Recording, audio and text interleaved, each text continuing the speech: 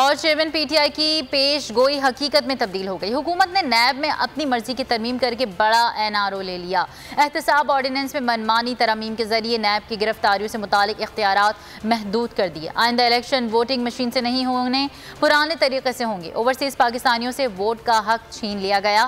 फवाद चौधरी कहते हैं पुराना पाकिस्तान बदतरीन शक्ल में लाना इनका एजेंडा है।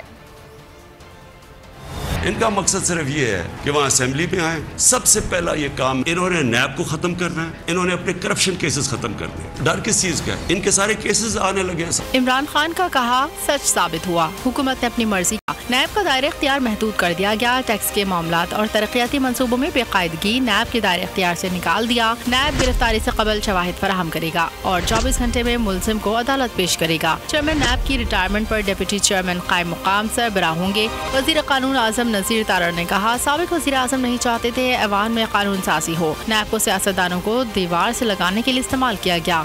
जनाब वजीर आजम इमरान खान साहब क्योंकि इस बात पे यकीन नहीं थे रखते कि कानून साजी ऐवान में होनी चाहिए।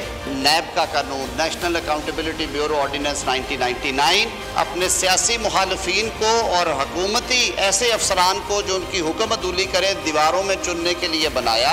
इलेक्ट्रॉनिक वोटिंग मशीन पर भी हुकूमत ने वही इक़दाम उठाया जिसका इमरान खान ने खदशा जाहिर किया था। इलेक्शन वोटिंग मशीन से नहीं, वो अब पुराने तरीके से होंगे। ओवरसीज पाकिस्तानी को भी वोट का हक नहीं मिलेगा। हुकूमत ने पीटीआई दौर में की गई तरमीम खत्म कर दी। कौमी असम्बली ने तरमीमी बिल 2022 मंजूर कर लिया। तरमीमी बिल वजीर पार्लिमानी उमूर मुर्तज़ा जावेद अब्बासी ने पेश किया।